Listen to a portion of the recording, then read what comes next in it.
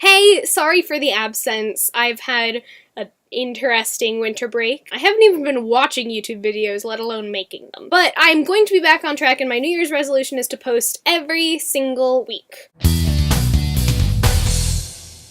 Last time, whenever last time was, like a month ago at this point, I did another advocacy video about the evils of conversion therapy. And so I figured to balance it out, let's go for another educational video. I mentioned, I believe, quite briefly in the last video, I might have actually cut that out, I don't remember, about how there are basically 3 types of identities that you want to consider when thinking about the queer community. Specifically, they are sexual orientation, romantic orientation, and gender identity. Those 3 categories broadly make up the identities that are encompassed in the queer community. I just want to preface actually my entire channel by saying I don't claim to be an expert, I just claim to be someone who's passionate about education, and I happen to know a bit. I'm here to encourage you to learn in whatever way that happens. Right, so 3 prongs of queerness. A lot of people use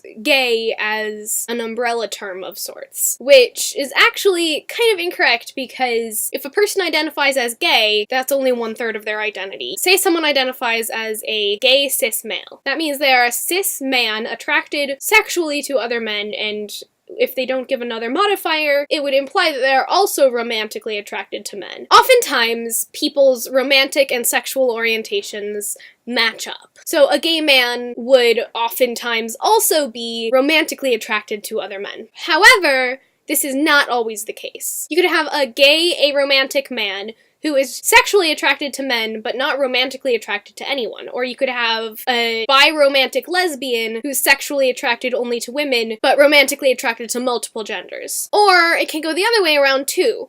For instance, one could be bi-romantic asexual, which is a person who is attracted to multiple genders romantically, but has no sexual attraction to anyone. Basically, what I'm trying to say is that the 2 are not one and the same, although they sometimes go hand in hand. And then comes gender identity. Gender identity is still a part of the queer community, but has absolutely nothing to do with a person's sexual or romantic attraction. A person's gender identity is what they perceive their gender to be. Like I said before, with romantic orientation and sexual orientation, your gender identity doesn't always match with the gender you were assigned at birth. If your gender identity doesn't match the gender you were assigned at birth, then that makes you transgender, like my sister Rose. Gender identity can be more than just the opposite gender that you were assigned at birth, or the same gender that you were assigned at birth. There are so many possibilities. I like to think of gender identity as a cloud. So, like, you have this whole big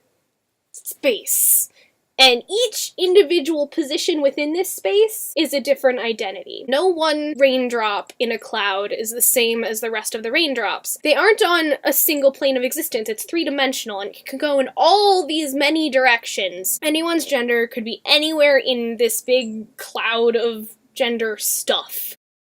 To recap, the point that I want you to take away from this is that there are 3 prongs to a queer identity: sexual orientation, romantic orientation, and gender identity. All 3 of those are separate from each other, but sexual and romantic orientation often go hand in hand. Gender identity is separate from the gender you are assigned at birth. They also sometimes go hand in hand, but it's important to remember that everything is independent. Each part of a person's identity is independent of the rest of their identity. The most important thing to do is believe a person about that.